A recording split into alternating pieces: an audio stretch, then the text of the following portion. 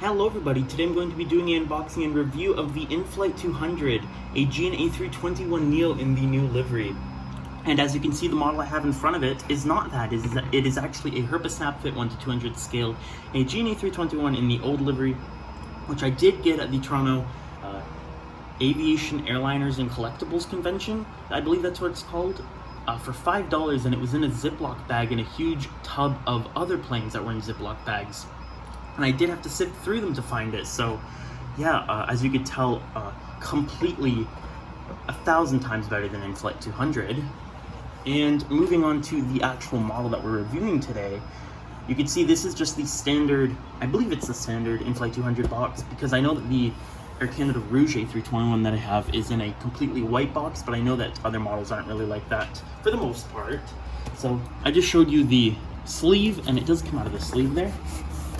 And you get this white box, just like, what is it, Phoenix, JC Wings, maybe both of them. You get the point. You get this white box. Now, one thing people get confused is that you have to pull it off the other. Like, they get it confused as it's upside down, where no, you actually have to pull out the one top piece, which is kind of confusing because I opened one model upside down the first time I ever opened one of these at the store. Oh, sorry, it's not focused. Let's pull that off. Get the foam inside, pull it off, and you can see here's the stand. It is a gray bottom, silver neck with padding, very skinny but very strong, with a nice plate on there. And then we pull off the plastic and we pull out the model, and I have actually put the gear down variant on. You can actually put gear up on these narrow body aircraft, which is really good on INFLIGHT 200 because you can't really do that on the other manufacturers' 1:200 scale models. So let's put that all back together. Just put that back. Kind of hard to get it in there. And just put it back in there. I am wasting time, so I'm sorry about that. Yeah, never mind, I won't put it back now. I'll just put it back later.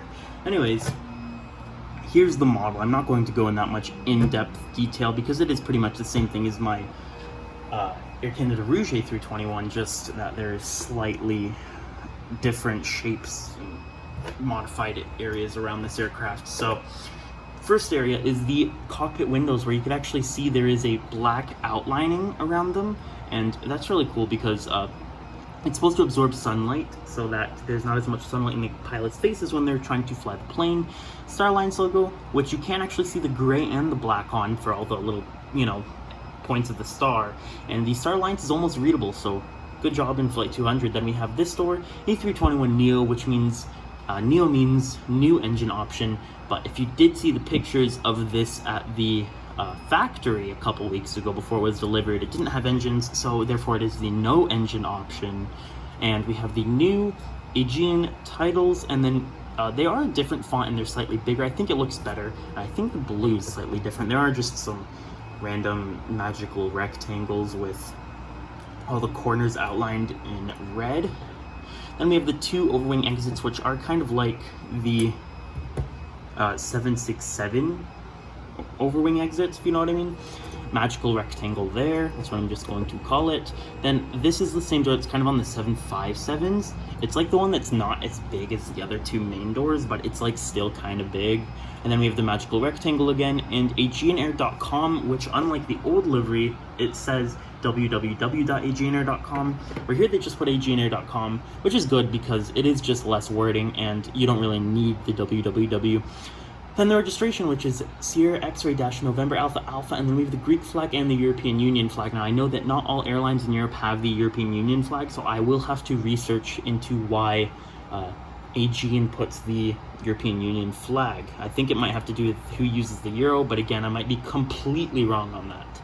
Then we have the dark blue with the light blue that fades there, and you can see on the bottom it's more bold, right? And then we have this is actually the top view of the birds, where on the old livery we got the outline of the sun, I'm pretty sure, and the two birds, where here we got a topographical view or a under view of the birds, where it's light blue on the bottom, or you know what I mean, and white on the other side. And then we have the winglets, which are actually dark blue on the outside, and you can see the logo on the inside.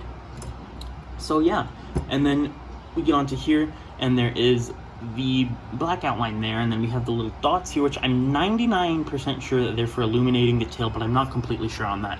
And then we go to the wings. We have the overwing exit paths, all the detailing, engraved flaps and spoilers, a red dot there, engine, blue, lots of detailing on the engine. We have an antenna there, and a mini one there. Then we have a, what is it called, a beacon light there, or beacon light, yeah. Beacon light glued in way better than Gemini 200's. Weird thing to point out, but now you know. There is a slight dome there. And I'm actually trying to speed this up just because I keep running out of storage on my phone, and yes, I am filming on my phone. And then we have what people are now starting to call the planus, the APU exhaust, which is just cut off, and then there is a slight part that sticks out at the end.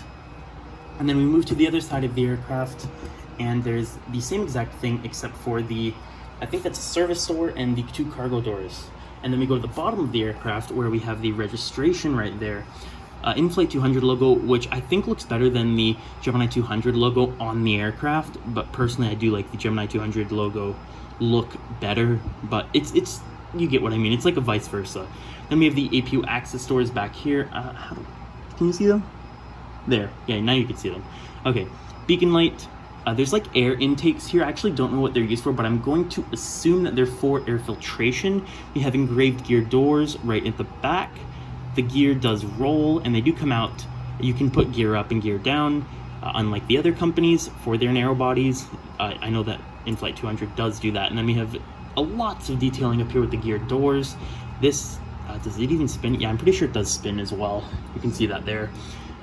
And we have all the detailing there. There are fins on the engine on both sides, inner part and outer part. You can see that there. And if we look at the inside of the engine, we do have the green on the inside. So there's the silver that goes back, a slight line of black, and then you can see that green, right? So my Air Transat A321neo is also like that, the one in 1:400 scale. And I know the focus has been pretty bad this whole video, but I am very sorry about that. You can see that there. And they do spin, and just so you know, the version of because the white detailing that they put on the inside of the engine at the front of the little cone is for scaring off birds, and this variation that they put is just let me show you. It is a white circle at the tip, and then there's a line that just goes back, not tilted, just directly back, so that when the engine spins, the line just goes like this, right? So yeah, now you know. And here's the stand, and the stand holes are pretty skinny, so the hole is a lot smaller, which is pretty good, because then if you don't have it in on the stand and you have it on a glass case, you won't really see as much of the hole as you will on the Gemini jets. And pretty solid on there. You can lift it up and all as such, but you can't really like pull it off. All around great looking model. This is very expensive as it is INFLIGHT 200, so I do completely recommend this model. I will hopefully even get the A320neo, and I am running out of time here, so I am just going to quickly say that in 2 days I have 36, yes, you heard that right, 36 1:400 scale F/A-18s coming, so you can all look forward to that. So thank you everyone for watching. I will end the video now. Thanks for watching. I hope you all enjoyed, and I will maybe get the 320neo, and I will be getting the 3 brand new Canadian NG models. Thank you for watching everyone. I hope you all enjoyed, and I'll see you in my next video. Bye.